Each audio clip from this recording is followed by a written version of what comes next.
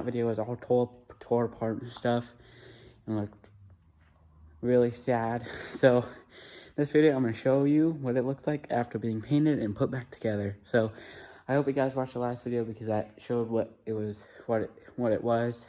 And so, yeah.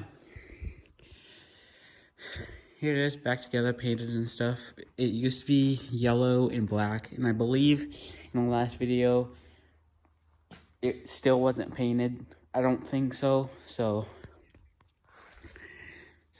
got new tires, as you can see.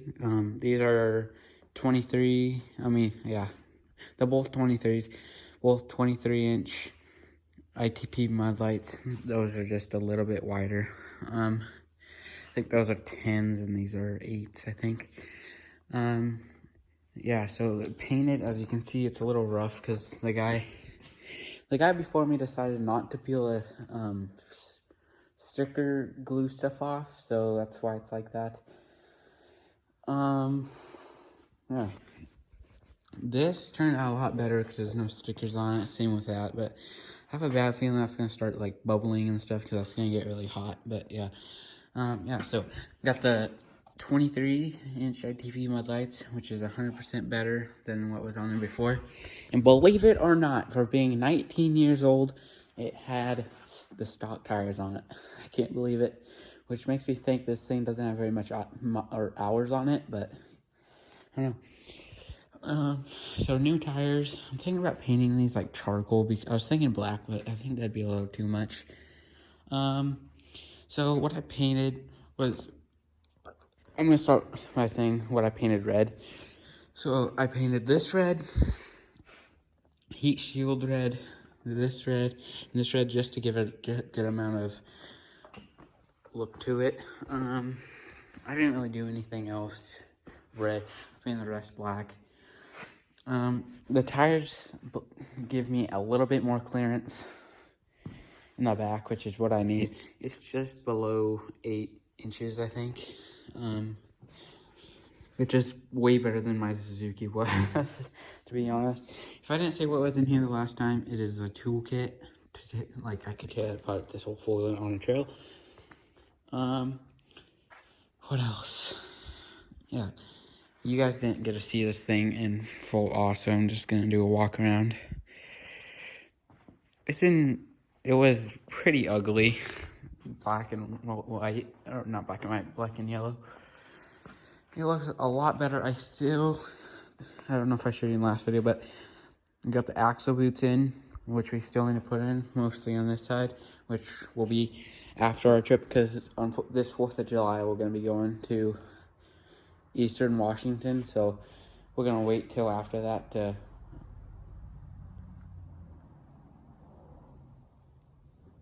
put them on, because I don't really got patience. We did get the carb stuff, but the thing is it's the same that's in there now, so I don't know. And also this is extra because we got all new bolts and nuts for the mud flaps and stuff. I tightened them all down. I had to go the old ones for the side. I didn't do that because it didn't really go together very well. But everything else that holds the plastics on is practically brand new. I still need a new air filter, which should be here. I think he said tomorrow, which I'm not going to put that on right away because you have to do special stuff to it, considering that it's a K&N filter. I'm not going to start it because I don't really feel like it. The shock, I don't know if I said in the last one, but it's really soft, so I don't really know about that. I didn't show you in the last one, but you turn the key on. I had to replace a bulb in that because that was LED, but I had to put a normal bulb in it. That's low beam, and that's high beam. I can't decide, honestly. I can't really decide if I like this setup or not, but it's kind of too late now because if I take these pods off, there'll just be a hole in it. And so, yeah. And right here, I'm going to take this thing off. I think I'm going to mount a light bar right here. I really love the way those big light bars look, so I might put one of those on. And what you guys might have noticed about these Scramblers is no matter what, I mean, not no matter what, but the tires are really close to this.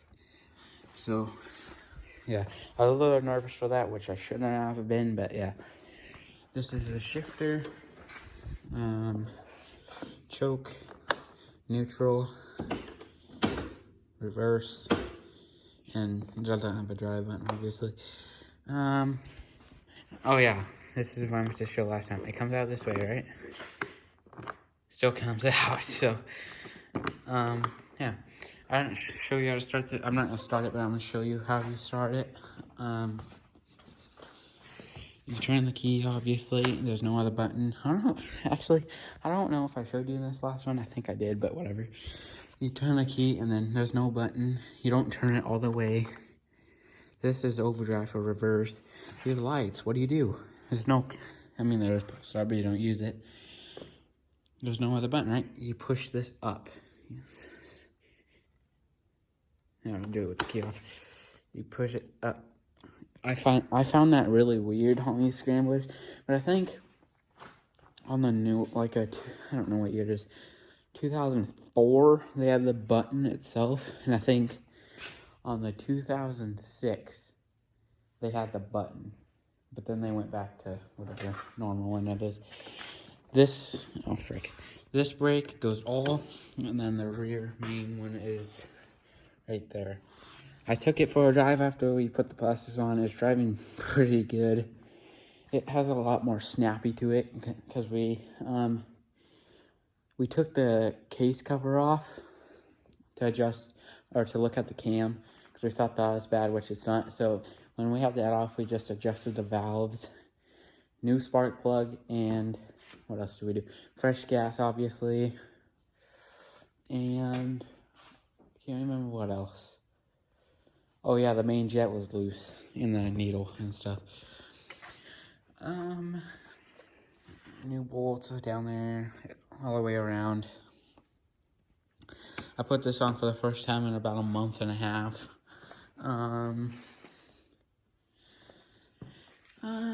I think I'm gonna get an aftermarket bumper or a winch for up here. I haven't quite decided on that, but I know for a fact one of these days I'm gonna get a rack for back here because they make a rack for back here, which makes it 100 times better.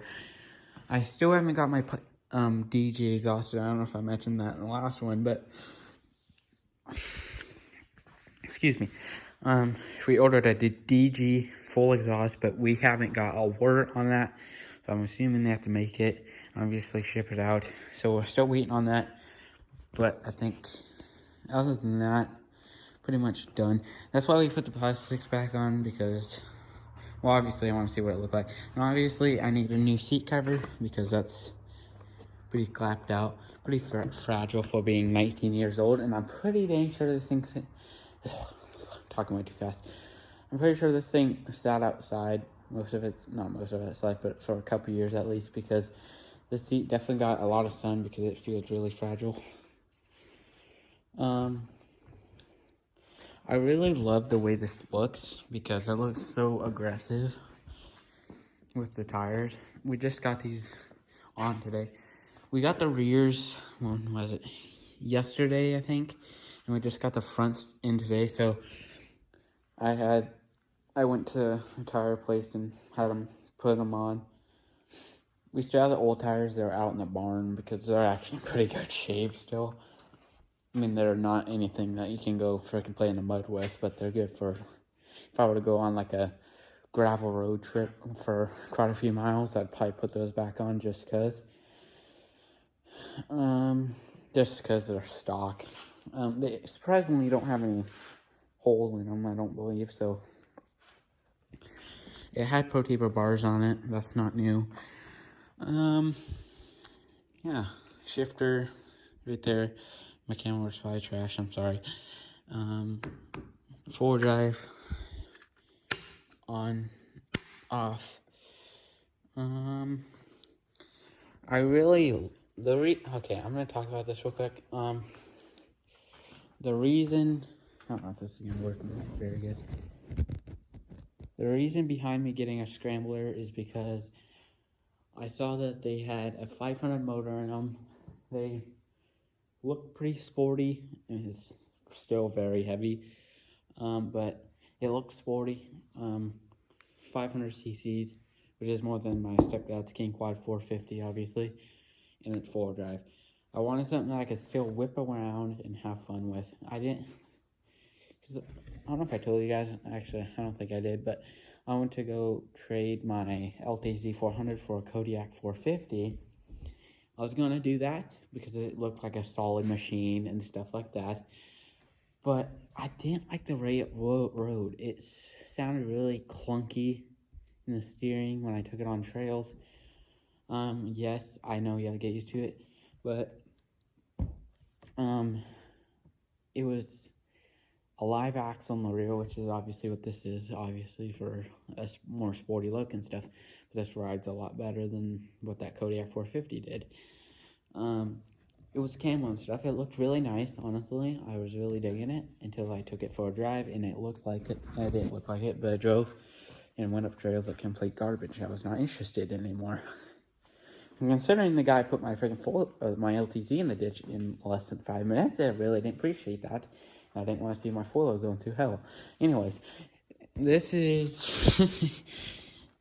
this is the final outcome for right now, at least.